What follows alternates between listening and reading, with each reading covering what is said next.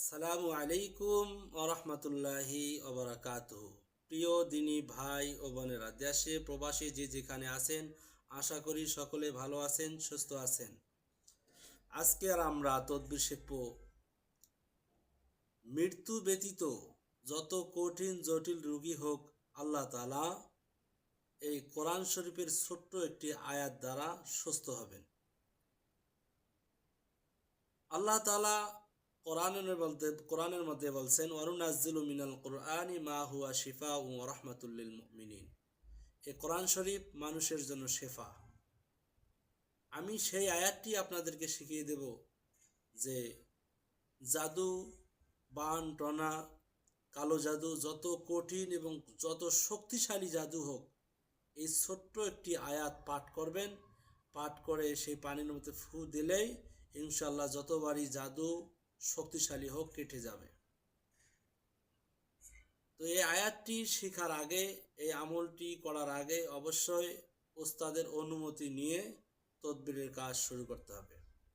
ওস্তাদের কাছ থেকে অনুমতি নেওয়ার নিয়ম হলো, আমার এই কোরআনী তদবিরের চ্যানেলটি সাবস্ক্রাইব করবেন এবং কমেন্ট বক্সে গিয়ে লিখবেন ফালাম্মা জাআস সাহারা। অতটুকু যাইতে না পারলে আল্লাহুম্মা বারিক, আল্লাহুম্মা বারিক, এতটুকু বলবেন। ইনশাল্লাহ তাতেই আপনারা অনুমতি প্রাপ্তি হবেন। সম্মানিত প্রিয় দর্শকগণ, আজকে যে ছোট্ট একটি আয়াত দ্বারা আমরা জাদু নষ্ট করার আমল শিখব, সে আয়াতটি আমি বলবো, আপনারা সেই আয়াতটি মুখস্থ করবেন এবং সহি করে পড়ার চেষ্টা করবেন। বিসমিল্লাহির রহমানির রহিম।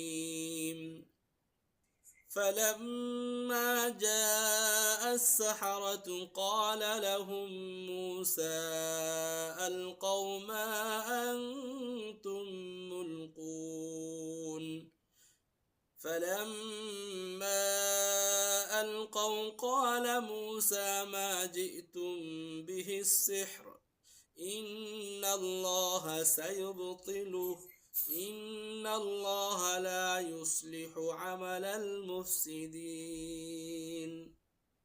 بسم الله الرحمن الرحيم فلما جاء السحرة قال لهم موسى ألقوا ما أنتم ملقون فلما ألقوا قال موسى ما جئتم به السحر إن الله سيبطله إن الله لا يصلح عمل المفسدين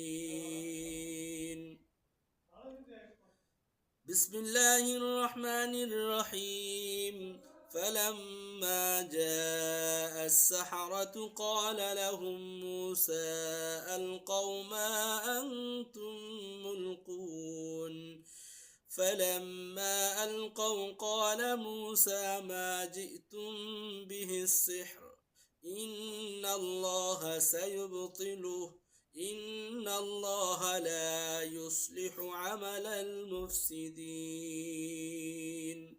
এই আয়াত দুইটি 7 বার পড়বেন।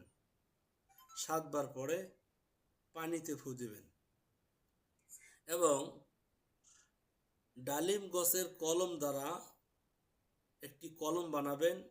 মেশকত এবং জাফরান কালি দিয়া একটি কাগজের মধ্যে তদবিরটি লিখে এমন এক জায়গা থেকে 2 কলস পানি সংগ্রহ করবেন, যেখানে বৃষ্টির পানি পড়তেছে কিন্তু লোকে দেখে নাই। ওই জায়গা থেকে 1 কলস পানি নিয়ে আসবেন। আর 1 কলস পানি কুয়ার পানি, যেখানে যে কুয়ার পানি মানুষ পান করে, সেই কুয়ার পানি নিয়ে আসবেন। বর্তমান যুগে তো কুয়া পাওয়া খুবই অসম্ভব। কুয়ার পানি পাওয়া না গেলে 7 মসজিদ থেকে পানি সংগ্রহ করে একটা কলসের মধ্যে রাখবেন, আর একটা কলসের মধ্যে হলো বৃষ্টির পানি। 2টা পানি একত্রে করে এই ছোট্ট যে কাগজের টুকরাটা লিখবেন, ডালিম গাছের কলম দ্বারা মেশকাত এবং জাফরান কালি দ্বারা ওই তাবিজটি লিখতে হবে, লিখে ওই কলসের মধ্যে পানিটি রাখবেন। এক কলসের মধ্যে পানি রেখে সেখানে তাবিজ দেবেন এবং বড়ই পাতা 7টি বড়ই পাতা এনে ওই কলসের মধ্যে রাখতে হবে। 3 দিন পরে এই কলসের পানি থেকে বড়ই পাতা 7টি উঠায় রাখবেন। উঠায় রাখার পরে রুগীকে, যিনি রুগী, জাদুগ্রস্ত রুগী হোক, অন্য রুগী হোক, যে অবস্থায় রুগী হোক, ওই রুগীকে নিয়ে নদীর ধারে বা পুকুরের পাড়ে হোক আর নদীর কাছে হোক নিয়ে গিয়ে গোসল করাবেন। গোসল করাবেন তখন পানি যেন কোনোভাবে নদীর উপরে বা পুকুরের উপরে যেন আটকা না থাকে।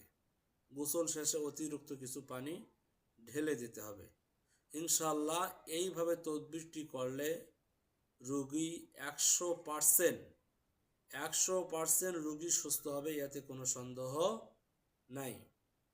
আর সম্ভব যদি হয় যে উপরে 2টি আয়াত পড়ে ওখানে ফু দেবেন, এই আয়াত 2টি লিখে যিনি রোগী ব্যক্তির গলার মধ্যে যদি এরকম লিখে বাইন্ধা দেওয়া হয়, ইনশাআল্লাহ কোনো ব্যক্তি তাকে জাদুগ্রস্ত, বদনজর, অন্য কোনো জিনিস তাকে আক্রমণ করতে পারবে না।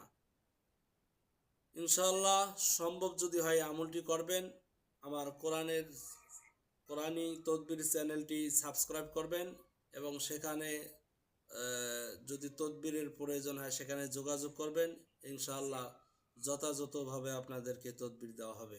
আল্লাহ তাআলা সকলকে কবুল আর মঞ্জুর করুক। আমিন।